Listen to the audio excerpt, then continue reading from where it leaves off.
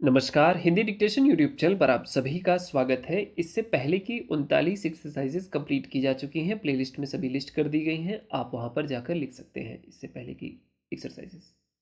Ready हो जाइए 5 seconds में। आज 40 और 41 कंप्लीट करेंगे।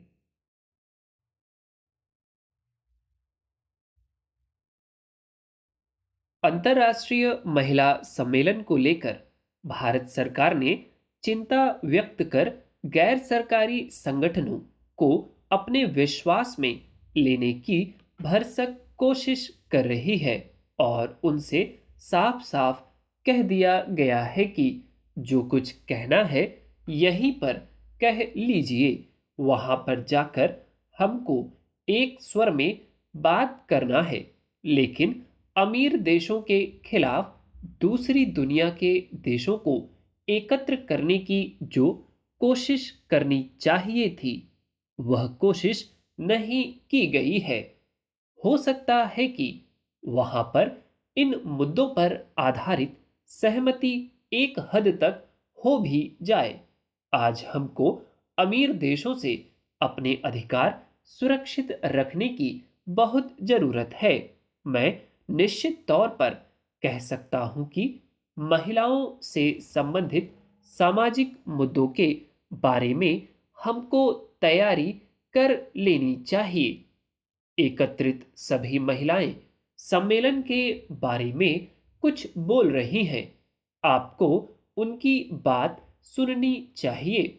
वैसे मेरे विचार से अंतर्राष्ट्रीय सम्मेलन पूरी तरह से बेकार नहीं होते हैं, बल्कि विचार विमर्श और आदान प्रदान का महत्वपूर्ण मौका होता है। अंतर्राष्ट्रीय स्तर पर उत्पन्न विरोधाभासों के इस दौर में निश्चय ही सम्मेलन में इससे ज्यादा कुछ होगा।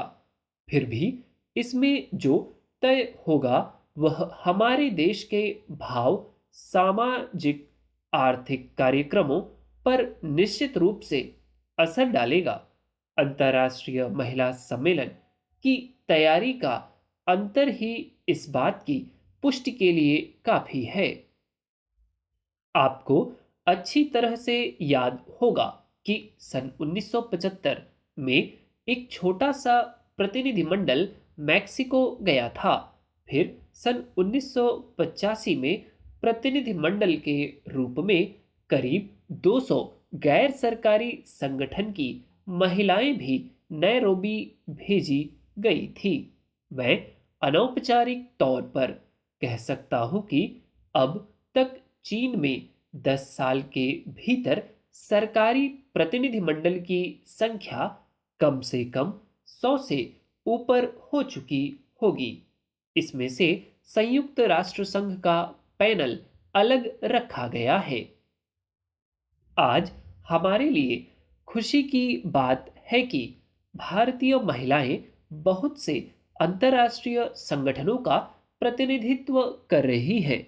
इस सम्मेलन में सरकारी संगठन के अतिरिक्त गैर सरकारी संगठनों की 2000 महिला प्रतिनिधि वहां पहुंच चुकी हैं।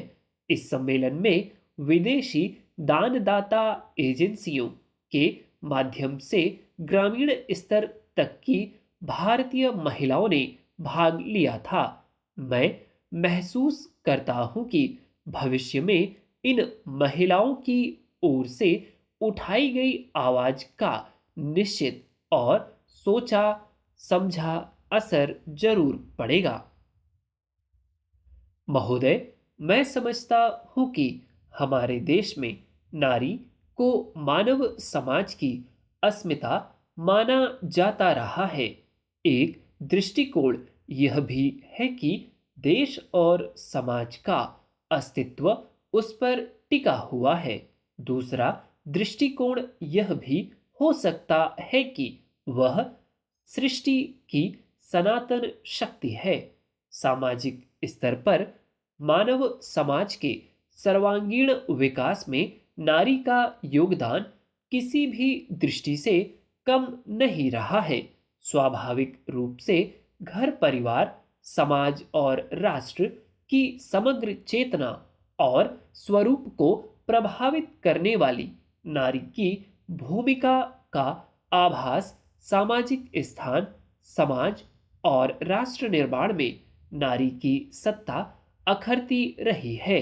इसके मूल में पुरुष का स्वयं को सृष्टि का कारण मानना हो सकता है, इसलिए वह नारी को हर क्षेत्र में अपने समान मानने से इनकार करते हुए गंभीर न्यायपूर्ण दृष्टि को नजरअंदाज करता रहा है। नारी की स्वतंत्रता और सभ्यता के विकास में बड़ा प्रत्यक्ष संबंध है। अगर मानव सभ्यता के विकास के बारे में एक नजर डालें तो पाएंगे कि सृष्टि के प्रारंभ में मानव जंगलों में रहता था। न उसके पास घर था और न ही परिवार के नाम पर कोई व्यवस्था। इसके अतिरिक्त कपड़े भी नहीं हुआ करते थे। निर्वस्त्र रहकर वनों में विचरता रहता था। केवल उदर पोषण के लिए शिकार किया करता था। धीरे धीरे मानव कबीलों में रहने लगा। यहाँ यह उल्लेख करना अनुचित न होगा कि इसी दौरान नारी पर बंधन लगना आरंभ हो गया। दूसरी बात यह है कि नारी के प्रति भेदभाव बरतना शुरू हो गया। मेरे ख्याल से यह मुक्त नारी पर अंकुश लगाना ही था। कबीले का मुखिया स्त्री पुरुष संबंध के निर्धारित करने लगा। यही कालावधि थी जिसमें कबीले का पुरुष हर किसी महिला से संबंध बनाने के लिए आजाद न था, लेकिन कबीले की महिला को इस बात की स्वतंत्रता नहीं रही कि वह किसी पुरुष से संबंध स्थापित कर सके। इस तरह धीरे धीरे परिवार व्यवस्था का उदय हुआ। मनुष्य ने इस विकास के दौरान अपना काफी विकास कर लिया था। इसी दौरान जहां बड़े बड़े राज्य हो गए, दूसरी ओर वहीं युद्ध होने लगे। इस उदय के चलते महिलाओं पर प्रतिबंध लगा दिए गए। परिणाम स्वरूप एक ओर सती प्रथा, पर्दा प्रथा जैसी कुप्रथाओं का जन्म हुआ तो दूसरी ओर विधवा और पुनर्विवाह पर रोक लगी। इसी तरह नारी शिक्षा पर प्रतिबंध लगा दिया गया। नारी को एक प्रकार की वस्तु समझा जाने लगा और वह घर में कैद होकर रह गई।